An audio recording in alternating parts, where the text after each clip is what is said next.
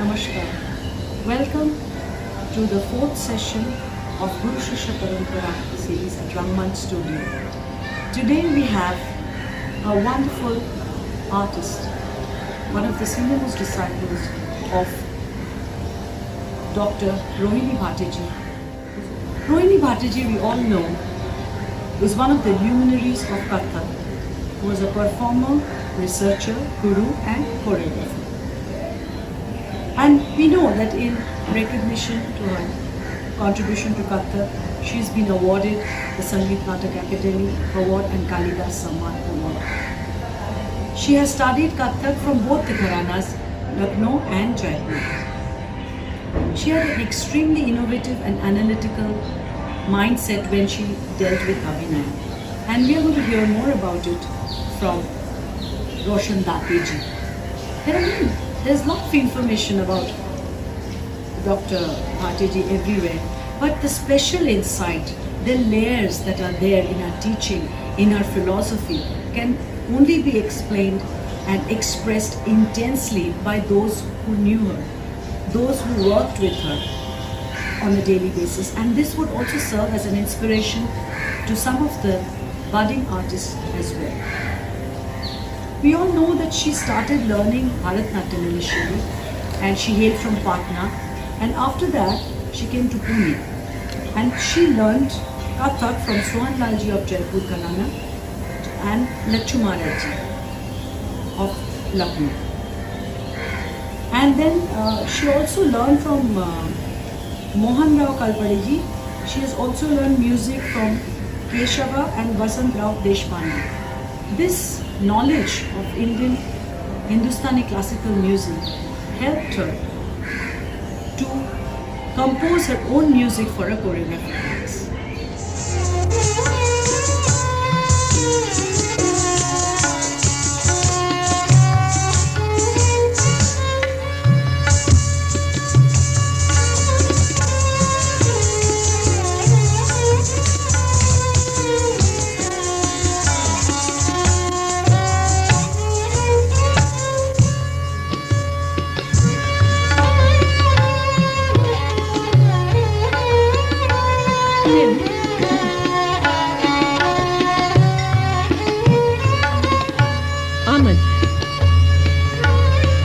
Ahmad is the first bandish after Thaat, which I did just now, which is a sort of a personal prayer of an artist. Ahmad, tin, tin, tin, ta. Da, da, da, ta, ka, thum, ga, da, da, da. Ge, di, ge, da, da, da, da, din, da, da, da, din, da, ge, de, da, da, da, da, ga, thum, ga, da, da, da, ge, de, de, ga, da, di, ga, da, ge, di, da, da, da, de, ga, de, ya, da, da, ha, de, ga, de, de, da, de, da, de, de, da, da, da, de, de, de, de, de, de, da, da, da, de, de, de, de, de, de, da, da, da, da, da, da, da, da, da.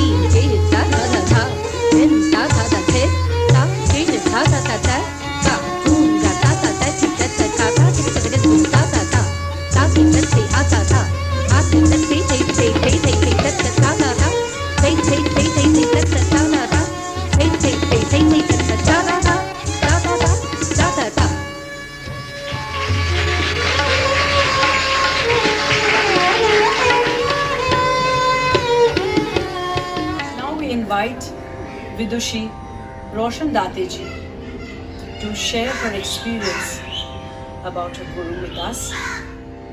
Roshan Dateji needs no introduction. She has performed for major festivals in India and abroad. She has choreographed many pieces. She has trained many young artists and she has been successfully running her institute, Rochit, Academy of Dance, and she will enthrall us with her stories, her experiences, and also her findings on Kathak. Thank you.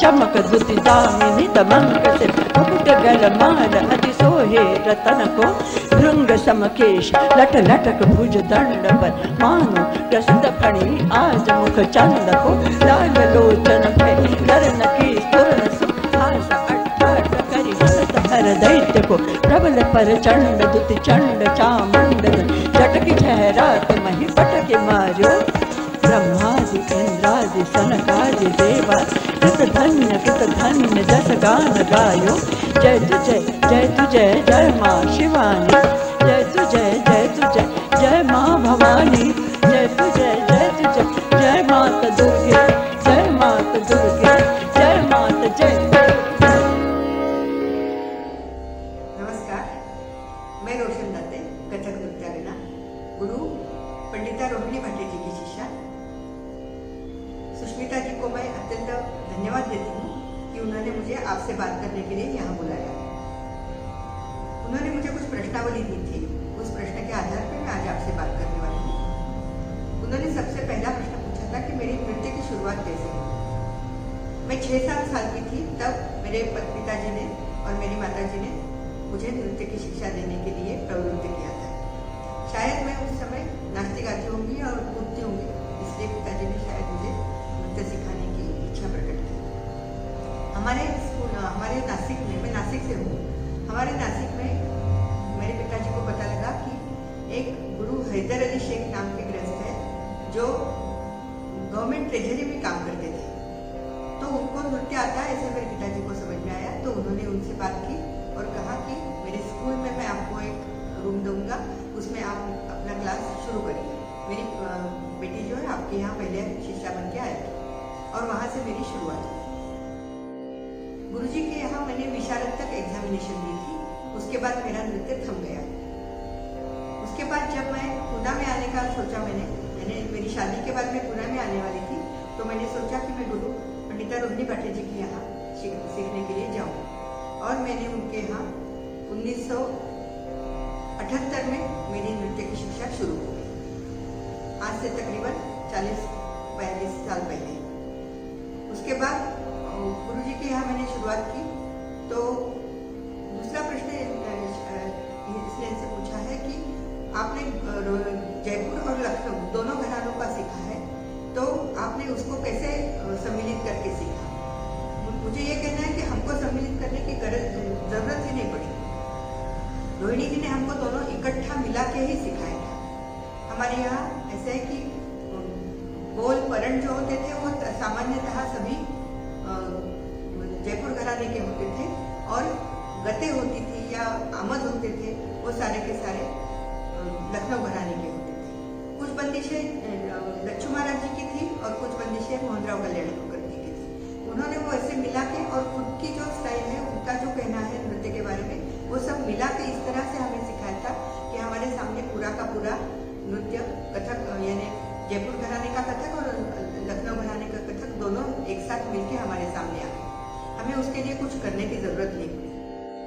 सिखाते समय रोहिणी जी पैरों की चपत कैसे देनी है ये सिखाती थी। जब परण वगैरह होते थे या तोड़े टुकड़े होते थे तो उसमें पैरों की चपत जोर से और आवाज जोर से होनी चाहिए थी, ऐसे उन्होंने कहा था। और जब छोटे छोटे नजाकत वाले टुकड़े होते थे और आमद होते थे तो उसमें पैरों की थोड़ी सी आवाज होनी चाहिए, ठाड़ ठाड़ करके जोर से आवाज नहीं होनी चाहिए, ऐसे उन्होंने हमें सिखाया था। यानी जयपुर घराने के पैर और लखनऊ घराने के पैर दोनों को उन्होंने अपने नृत्य में एकत्रित करके हमें वो सारी शिक्षा दी थी। जयपुर घराने के जाति तत्कार या परन, यतीत, ये उन्होंने हमें सिखाई थी। तो लच्छू महाराज जी के भाव आमद उन्होंने हमें सिखाए थे। कई सारे भाव आमद थे, उसमें से कृष्ण के थे, शिव के थे, लक्ष्मी विष्णु के थे, जिसमें से हम देवताओं का दर्शन उसमें से करें। छेड़छाड़ थी, आमद में छेड़छाड़ होती थी, धा त क थूंगा, इसमें पूरी छेड़छाड़ दिखाई जाती थी। तो इस तरह से उन्होंने दोनों घरानों का एकत्रित करके हमें नृत्य सिखाया था। सुष्मिता जी ने मुझे पूछा है कि रोहिणी जी का सिखाना कैसा था। एक बात यह है कि हमारे यहाँ रोहिणी जी ने 5 लेवल का पाठ्यक्रम तैयार किया था। 5 लेवल का, यानी पहला, दूसरा और तीसरी लेवल पे सिर्फ 3 ताल ही सिखाना है, और चौथी और 5वीं लेवल पे बाकी ताल ताल बहुत से होते थे, और उसके साथ साथ ठुमरियाँ, पुष्पद, तराना, सरगम इत्यादि चीजें होती थी। तो ये सारा पाठ्यक्रम जो है वो उन्होंने अपने हाथों से लिखा हुआ था और उसकी कॉपियां बना के हमको दी है। उसमें पूरा नहीं, उनके जो चिन्ह होते ताल के, वो सारे चिन्ह वगैरह सब लिख के उसका, उस समय जेरोक्सिंग नहीं था, साइक्लोस्टाइल होता था, साइक्लोस्टाइल करके वो पूरे तैयार करके उन्होंने हमें दिए थे। तो उन्होंने बहुत कष्ट लिए ये सारी चीजें करने के लिए। एकदम शुरू में वो जो ताल थे उसमें से पहले 3 वर्षों में 10 तोड़े, उसमें परण नहीं थे, पहली वर्ष में परण नहीं थे बिल्कुल, 10 तोड़े, 4 गते, 2 तत्कार पहले वर्ष में थे, 2 तत्कार और 4 गते थी। तो ये सारा मिला के एक पहले वर्ष का था। दूसरे वर्ष में वैसे ही 10 तोड़े, उसमें परण भी थे कुछ, और तत्कार थे, अलग से तत्कार थे, और तिहाइयाँ ज्यादा होती थी उसमें। और तीसरे वर्ष में उठान होती थी, तो तोड़े टुकड़े होते थे, 3 लयों में उसका काम होता था। फिर उसके साथ साथ तत्कार अलग थे, टकिट भिन्न तरीके के जैसे तत्कार होते थे, एक सरगम थी, एक पद था। ये सारी चीजें उन्होंने 3rd ईयर में डाली थी। उसके बाद चौथे वर्ष और 5वें वर्ष का जो प्रोग्राम करिकुलम था, उसमें कई सारे ताल होते थे, ठुमरियाँ होती थी, पद होते थे अलग अलग, और अलग अलग तराने, सरगम, त्रिवट, ऐसी चीजें होती थी। ये सारी चीजों को मिला के पूरा ये बनाया था।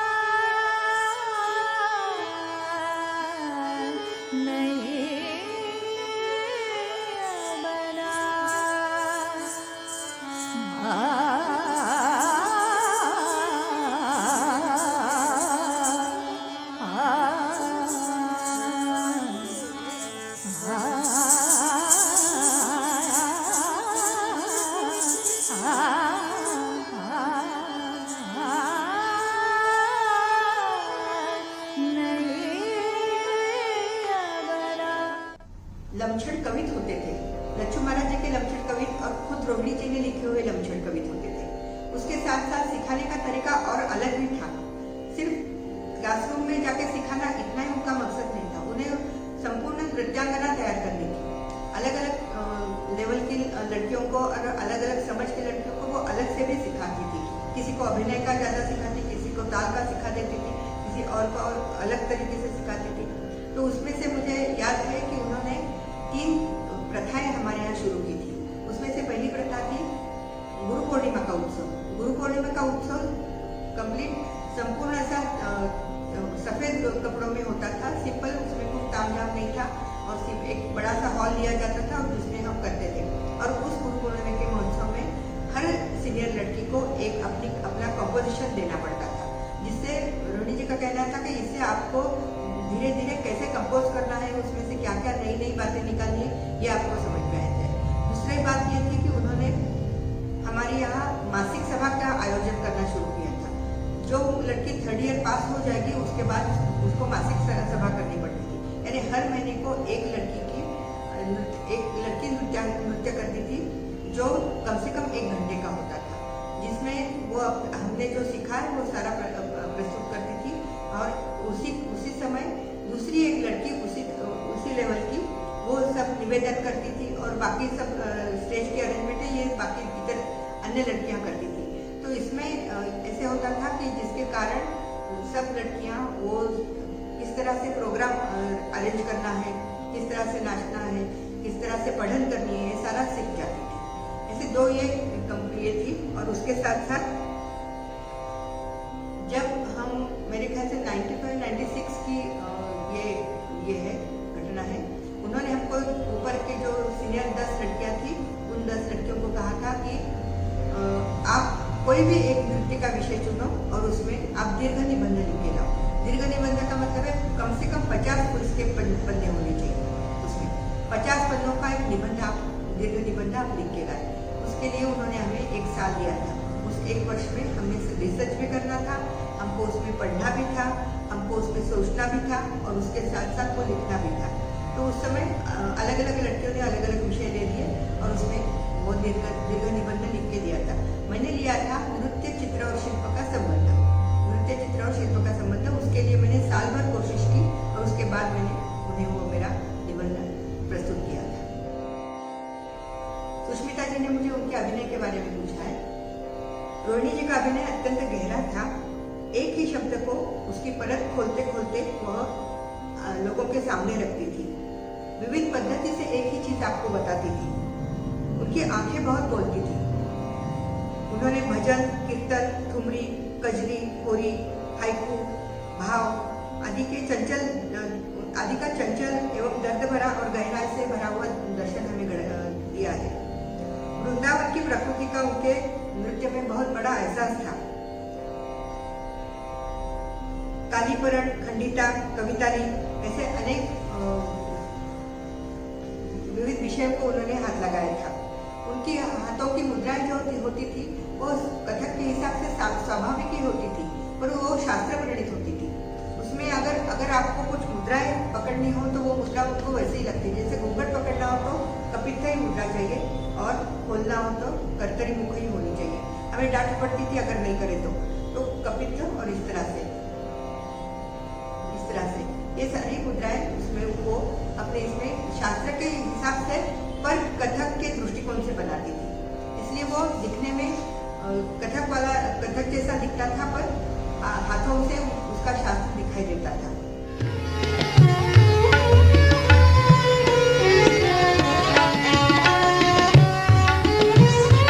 धा ध क थू गा धा गे दे के ता था धेन ता धे ता किड धा ता का थू गा ता किट ता का तिटी का ता गे दे घे तारा ता किट ता का तिटी का ता गे दे घे तारा ता किट ता का तिटी का ता गे दे घे ता दिग दिग ते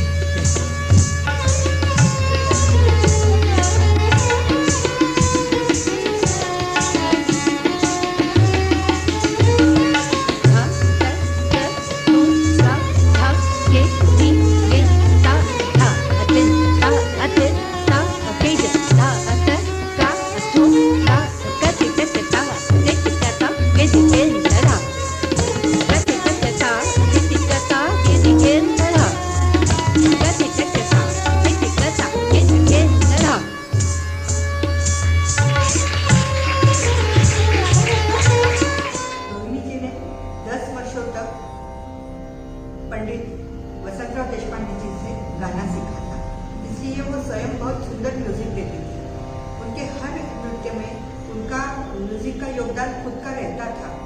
वो कभी दूसरों पर अवलंबित नहीं रही है। वैसे उन्होंने अपने दोहे को, अपनी तराने, सरगम, त्रिवट ये सारे खुद ने तैयार किए हुए। जो कोई कॉम्पोजिशन होता था उसमें अगर छोटी सी सरगम डालनी हो तो वो अपनी खुद तैयार करती थी, उसके हिसाब से, उस विषय के हिसाब से, उस राग के हिसाब से, और उस तरह से वो स्वयं तैयार करके उस रचना में वो डालती थी। उन्होंने एक चीज सीखी थी, उन्होंने हमको भी कई बार कहा था कि आपको अगर नृत्य करना है तो आपको गाना सीखना बहुत जरूरी है, पर मैंने तो नहीं किया क्योंकि मेरे से नहीं हुआ वो चीज़। तो मेरे ख्याल से हर एक को थोड़ा सा गाना आना चाहिए, एटलीस्ट स्वर तो समझने चाहिए, किस स्वर में क्या होता है, कौन से राग होते हैं, ये समझ के निदान कम से कम हम लोगों को, यानी हमारे जो म्यूजिक डायरेक्टर हैं, हमारे जो म्यूजिक काम करने वाले लोग हैं, उनके साथ थोड़ी सी बातचीत कर सकें।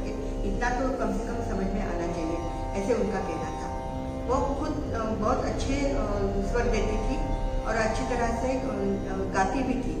हमारे बहुत सारे कंपोजिशंस में जो उन्होंने संस्कृत में किए हुए, जैसे उषे सूक्त है, तन्मात्र है, आकाश है, तो उसमें सारे में उन्होंने जो गाया हुआ है वो स्वयं ने गाया हुआ है, क्योंकि उसके लिए जो चंडिंग का एक हिसाब लगता है, चंडिंग की एक रीति रहती है, वो रीति उनको स्वयं करके ही वो उसमें गाती थी और करती थी। वो सारे सूक्त, संस्कृत काव्य, वो सारे खुद पढ़ती थी और खुद स्वर देती थी उसके लिए।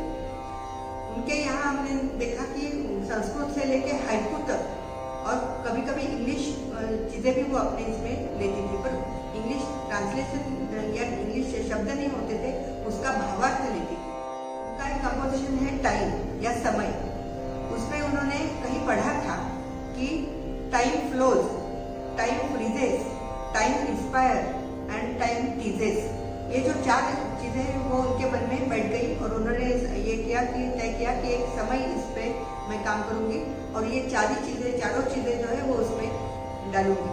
और पूरा म्यूजिक पे था वो, म्यूजिक भी उन्होंने कहीं विदेश से लिया हुआ था, विदेशी कलाकार से लिया हुआ था और उसमें उन्होंने वो पूरा नृत्य किया था, पर था तो पूरा कथक नृत्य। यानी उनकी ये जो सोच थी ये बहुत अलग थी। इस तरह से उन्होंने कई सारी चीज़ें की है। संस्कृत से लेकर हाइकू तक उन्होंने अलग अलग काव्य प्रकारों का विचार किया था और अलग अलग कंपोजिशंस किए थे। उन्होंने टैगोर जी की भी 2-3 रचनाएं, काव्य पे 2-3 रचनाएं की हुई है। मुझे मेरी बात अगर आप पूछे तो मुझे बहुत उनके यहाँ सीखने को मिला। मैं जब से आई हूँ मुझे तो पूरा विश्व ही, कथक का विश्व ही उन्होंने मेरे सामने खोल दिया था। मेरी कल्पना भी नहीं थी कि इतना मैं कुछ कर पाऊंगी या देख सकूंगी, सीख सकूंगी। उन्होंने पूरा विश्व मुझे कथक का मेरे सामने खोला और रख दिया था। मेरे इस कथक नृत्य के प्रवास में 2-3 चीज़ें मुझे सदैव याद रहेगी। उसमें से एक है जब मैंने मेरे रोचित कथक अकादमी का उद्घाटन किया था। रोहिणी जी ने मुझे कहा था कि अगर क्लास शुरू करने वाली हो तो पहले एक छोटा सा प्रोग्राम करो और लोगों को बुला के दिखाओ कि तुम क्या करने वाली हो। तो मैंने वो प्रोग्राम किया था। उस दिन मेरे पिताजी आए थे जो बहुत ही खुश थे, उनकी आंखों में उस दिन पानी था। उसके साथ साथ रोहिणी जी थी और मेरी सासू माँ भी थी। तो ये सारी जो 3 हस्तियाँ हैं जो मेरे लिए बहुत इम्पोर्टेंट थी, वो तीनों के तीनों उसमें थे। मेरे घर वालों ने मुझे बहुत साथ दिया है इस मेरी पूरे जर्नी में। कभी भी मुझे ना नहीं कहा और कभी भी मुझे रोका नहीं है किसी बात के लिए। ये मेरे लिए बहुत बड़ी बात है। और उसके साथ साथ और 2 बातें मेरे दिमाग में कायम यानी सदैव रहती है। वो है रोहिणी जी का हमने 60th बर्थडे किया था पूना में, तो वो बड़ा प्रोग्राम यहाँ पे किया था। उसमें रोहिणी जी खुद नाची थी और उनका एक प्रदर्शन भी किया था। उसके कारण उस समय काफ़ी लोगों ने वो सारा देखा था और बहुत उसकी सराहना भी की थी। तो ये चीज़ मेरे दिमाग में थी। और तीसरी बात है जब रोहिणी जी को संगीत नाटक अकादमी की ओर से रत्न पुरस्कार मिला था, जो डॉक्टर अब्दुल कलाम जी के हाथों से मिला था। तो ये तीनों बातें मेरे लिए बहुत महत्वपूर्ण है और मेरे दिमाग में और मेरे मन में सदैव वो रहेगी।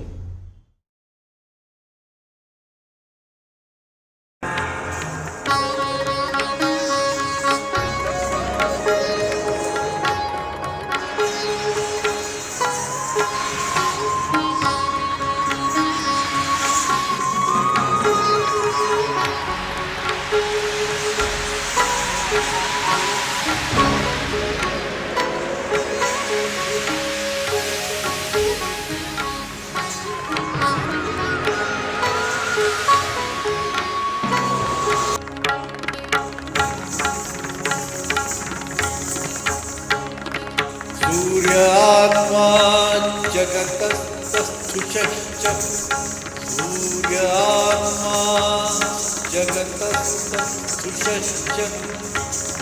सूर्यात्मा जगतस्तुषश्च।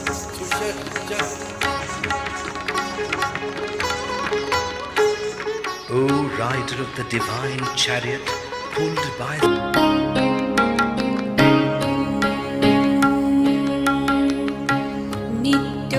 नित्योदयाय नमः। ॐ जगत्प्रकाश किरणाय नमः।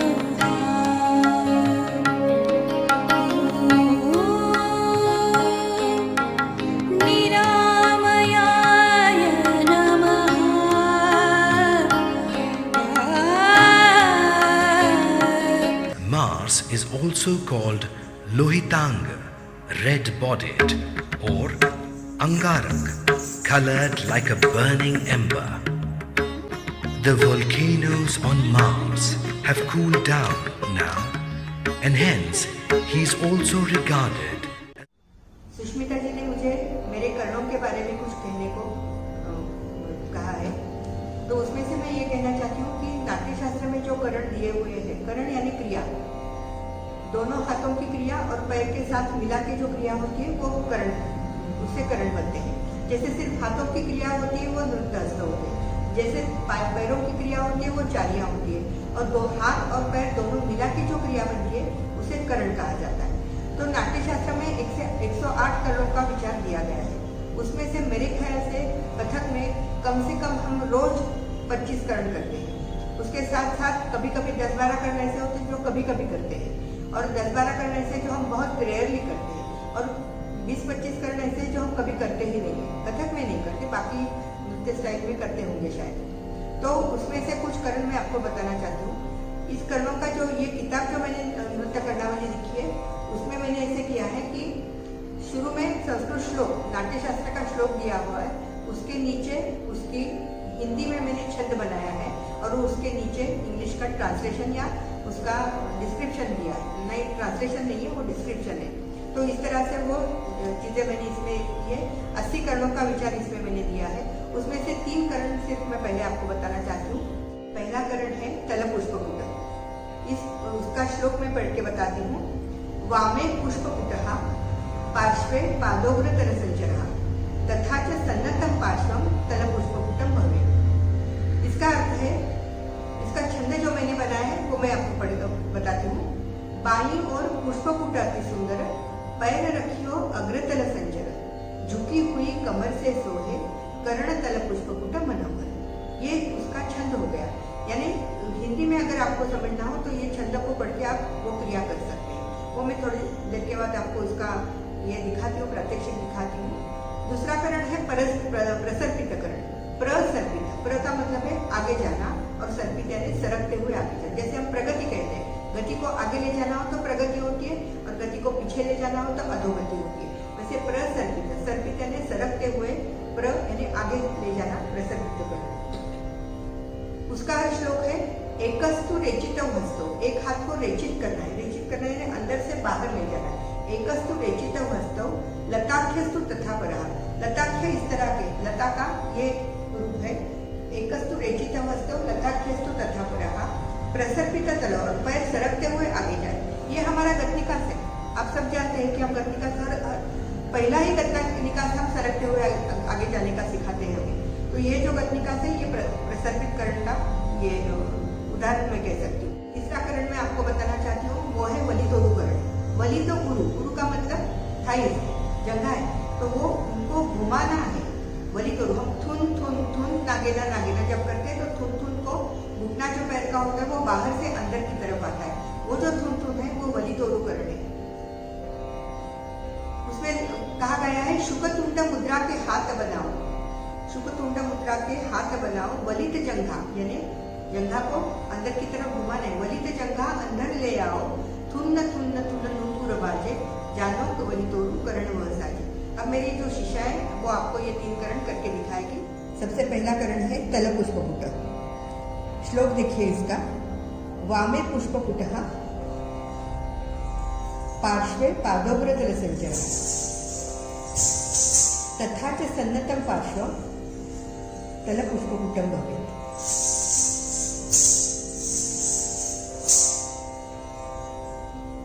अब इसका छंद जो मैंने बनाया है वो आपको दिखाती हूँ।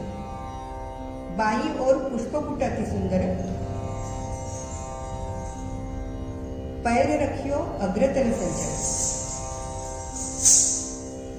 झुकी हुई कमर से सोहे, कर्ण तल पुष्पकुट मनोहर।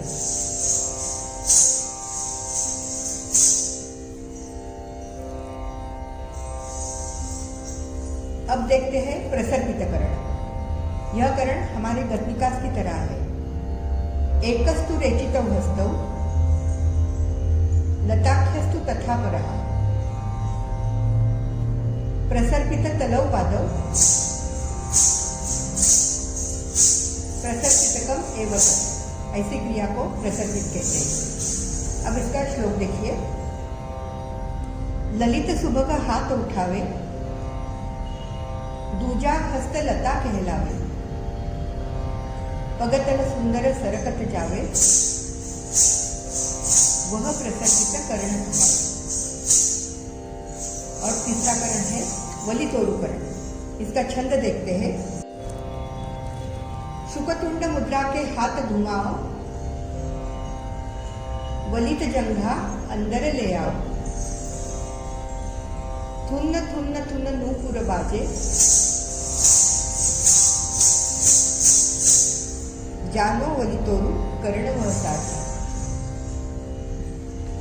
ऐसे तकरीबन 20-22 कर्ण हम रोज करते हैं, तो उसमें से 2-3 करणों की मैंने झलक आपको सिर्फ दिखाई है। अब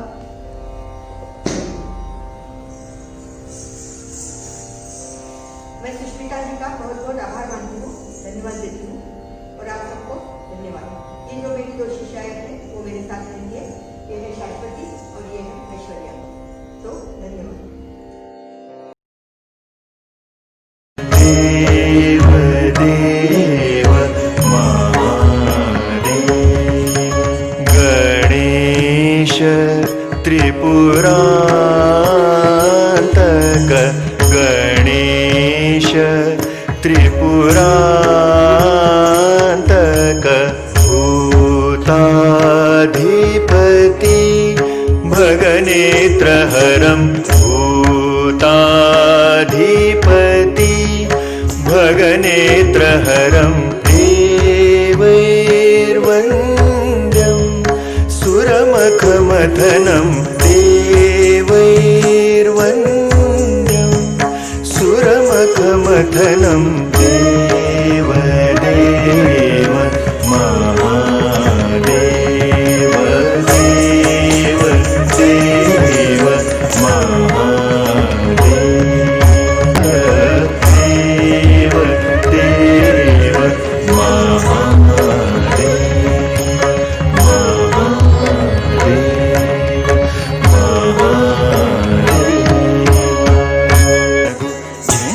ಕಿಟಕತಾಂ ಕಿಟಕೋಂ ತಕನಗು ತತ್ತಾಂ ತಕನಗು ಥೋಂಗಿ ಥೋಂಗಿತಾ ಥೋಂಗಿ ಥೋಂಗಿ ಕಿಟ ಧಿಧಿ ಕಿಟಕಂ ಧಿಧಿ ಕಿಟಕಂ ಧಿಧಿ ಕಿಟಕಂ ಎನ್ನ ಕಿಟಕತಾಂ ಕಿಟಕೋಂ ತಕನಗು ತತ್ತಾಂ ತಕನಗು ಎನ್ನ ಕಿಟಕಿತಾಂ ನನಗೆ ಗಿಡನಗಿ ಕಿಟಕಕ ಥೋಂಗಿ ತಕದಿಕಿ ಧಿರಿ ಕಿಟಿ ತಾ ತಕೆ ತಾಂ ಹದುರಿದು ದಗಿಡ ದಗಿಡ ದರಗಿಡ ದಾಂ ದಾಂ ಗಿಡ ದಾಂ ಗಿಡ ಗಿಡ ದಾಂ ಗಿಡ ದಾದ ಗಿಡ ದಾದ ಗಿಡ ದಾದ ಝೆಣ್ಣ ಕಿಟ ತಕತಾಂ ಕಿಟಕೋಂ ತಕನಗು ತತ್ತಾಂ ತಕನಗು ಝೆಣ್ಣ ಕಿಟ ತಕತಾಂ ಕಿಟ ತಕತಾಂ ಕಿಟ ತಕತಾಂ